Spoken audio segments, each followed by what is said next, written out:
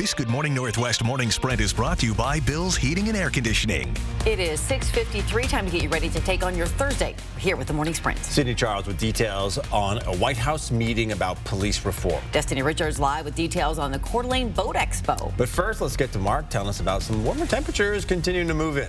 Yeah, it's going to be good news. In fact, your morning commute right now in our First Alert Weather, and that First Alert Weather app, by the way, free and available in your app store.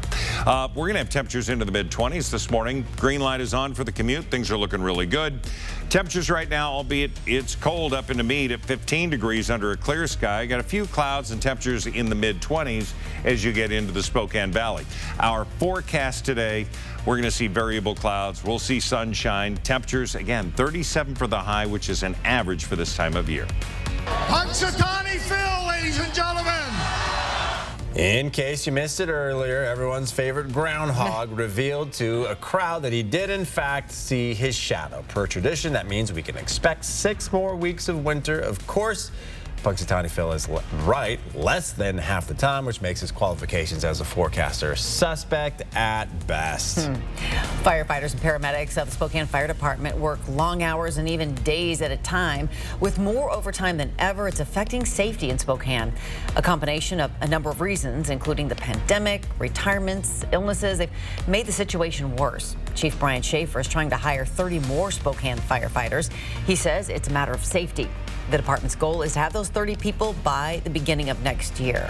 All right, check out this photo. These are pills the Spokane County Sheriff's Office found inside a Spokane Valley home. Deputies believe they contain fentanyl. They were seized at a home near 4th and Bowdish as part of a drug investigation. Detectives say they also found a stolen car, a handgun, and methamphetamine.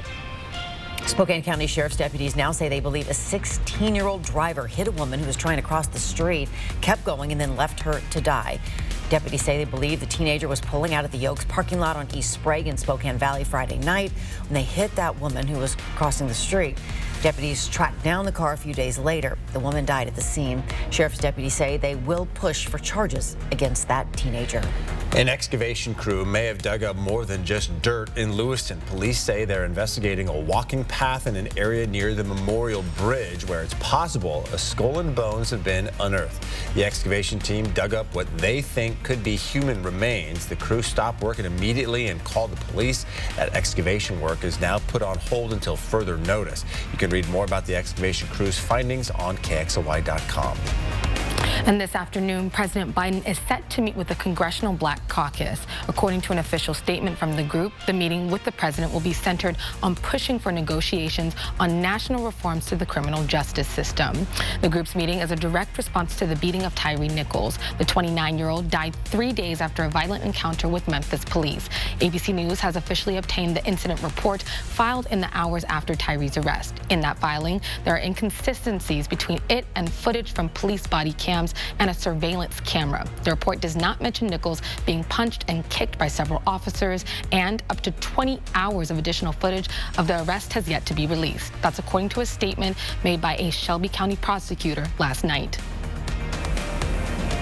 This morning, we have been live at Hagedon Marine Group talking all about the 4th annual Coeur d'Alene Boat Expo. Started yesterday and goes on through Monday. And there's a new opportunity this year for you to win a free pontoon boat. All you have to do is show up, get your name written on a golden ticket, and then names will be drawn on Saturday, February 11th. You must be there in person to win. And of course, there's hundreds of boats for you to see here as well. If you're thinking about getting out on the water with a new vessel, you just have to go to KXLY.com to get more details. Idaho Governor Brad Little's proposed scholarship program barely made it out of a House committee meeting. If approved, the Idaho Launch Initiative would give high school graduates a minimum of $8,500 to help pay for college and training programs for in-demand jobs like welding and plumbing. It now heads to the House for a vote. Washington Governor Jay Inslee has tested positive for COVID-19. The governor is saying he is experiencing just mild symptoms, and he is urging families to get vaccinated, saying in part, this is a scientific gift that has given us the capacity to prevent hospitalizations or worse.